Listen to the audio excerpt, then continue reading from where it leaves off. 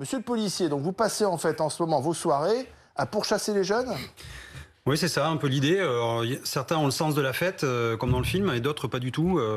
Effectivement, on relâche un petit peu la tension. On sait que le gouvernement a demandé à libérer un petit peu le port du masque, ne plus le porter dans la rue, éviter des regroupements de 10 personnes.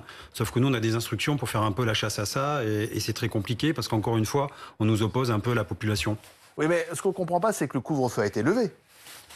Donc on a le droit d'être dehors toute la soirée, toute la nuit. Oui, tout à fait. Sauf qu'en fait, il y avait des risques sanitaires et il y avait un modus operandi. On ne pouvait pas se regrouper à plus de 10 dans la rue. C'est bien pour ça d'ailleurs que le gouvernement et les préfets ont interdit les concerts dans la rue. Pas plus de 10 dans la rue, pardon. Quand on regarde ces images, ça fait sourire. Déjà, est-ce que cette règle est vraiment connue de tout le monde?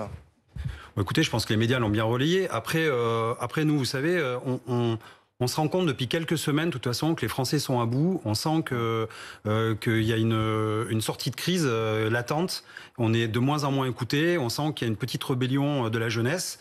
Vous savez, les jeunes, là, on leur a volé un petit peu un an et demi. Et là, on sent que voilà, ça craque, ils ont envie de liberté, c'est difficile. C'est pas un public, entre guillemets, âgé, c'est vraiment un public jeune. Oui, ça peut être nos enfants, vos enfants, c'est délicat. Alors justement, comment on intervient quand il s'agit de mineurs? Alors, nous, on demande du discernement à chaque fois. C'est-à-dire que les policiers, nous sommes des professionnels. On est capable quand même, sur certaines scènes, de pouvoir faire une désescalade, d'aller discuter un peu avec les gens, les raisonner et nous laisser faire en fait petit à petit. Sauf que de temps en temps, effectivement, on a des instructions très fermes, notamment sur Paris ou sur d'autres villes, où on nous dit, voilà, là, vous allez évacuer tout de suite la place avant que ça s'amalgame. Donc, moralité, qu'est-ce qu'on fait? On utilise des lacrymogènes, on essaie de lancer des lacrymos pour faire partir les jeunes. Et on voit qu'en fait, ça fait une envolée de moineaux.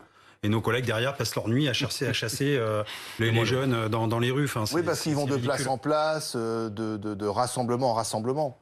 Oui, c'est ça. Donc, en fait, c'est la course à l'échalote. Vous jouez au chat à la souris toute la nuit. Voilà, oui. Christian Clan qui trouve que c'est quand même une drôle d'idée d'envoyer les forces de l'ordre et les gaz lacrymaux. Que répondez-vous, monsieur le policier? Non, alors, le monsieur le policier va répondre qu'effectivement, dans l'esprit, nous aussi, on est là pour accompagner la fête et que les gens fassent une fête dans le respect des libertés. En même temps, certains n'étaient pas venus que pour faire la fête. Ah bon? Attention, on voit à Annecy, il y a c'était vraiment de la guérilla. À Nantes, c'était très politisé aussi. Oui. C'était plus une manif qu'une fête de la musique. Donc en fait, voilà, il faut vraiment séparer les deux. Les gens qui sont là, qui se regroupent spontanément parce qu'ils ont besoin de se resserrer, ça fait 1 an et demi qu'ils n'ont pas été ensemble, ils ont besoin de se retrouver, c'est aussi une émulation de la société. Et à côté de ça, d'autres personnes qui utilisent la fête de la musique comme provocation pour se battre avec la police et faire secouer un peu le gouvernement. N'oublions pas qu'on est quand même entre 2 tours des régionales et que peut-être ça nous a échappé, mais aussi politiquement, je pense qu'il y a certains qui attisent encore un peu derrière pour faire monter la sauce. Comment est tout l'été d'intervenir dès que la règle des 10 dehors n'est pas respectée?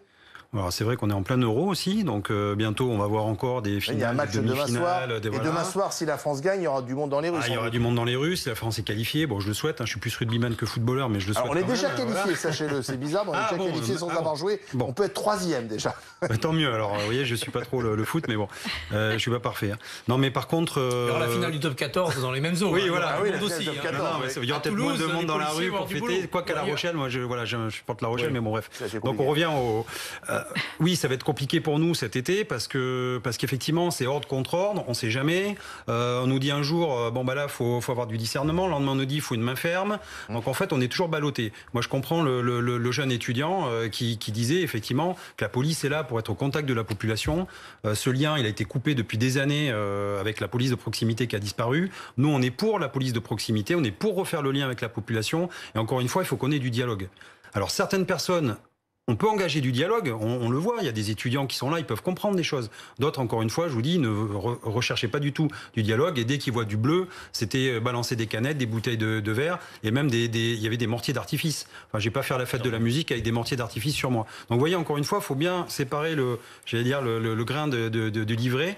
Il y a les gens qui sont là, les jeunes, pour faire la fête et se rassembler. Et à côté de ça, il y a des professionnels du trouble social, entre guillemets. Mais on pourrait les distribuer, notamment quand il y a des fêtes comme ça organisées, encadrées. Un truc, voilà. Il y a des concerts qui vont reprendre. Oui, les concerts vont reprendre à partir il y a des normes. de juin, début juillet. Il suffit de profiter de ça, de ces rassemblements aussi, pour faire passer ces messages et donner peut-être des autotests. Oui. En tout cas, j'ai bien l'impression que vous n'avez pas envie de courir comme ça après les jeunes tout l'été. Enfin, écoutez, on a des missions, franchement, on a des missions beaucoup plus prégnantes. Ouais.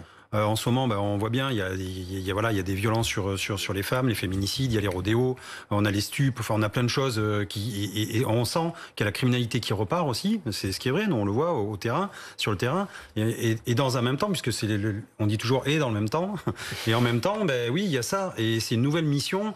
Et franchement, ça nous fait pas plaisir de courser les jeunes. Enfin voilà, c'est aussi nos enfants. Et je pense qu'il faut du discernement. Il faut faire confiance. Il faut leur parler. Il faut qu'ils comprennent des choses. Et surtout, c'est que j'aimerais pas qu'il y ait plus de blessés sur des opérations comme le soir, comme ça, que de réelles personnes qui attrapent le Covid, in fine. Voilà. Donc il y a le gain, la balance. Est-ce que ça vaut le coup ou pas ? Merci à tous. Dans la deuxième partie.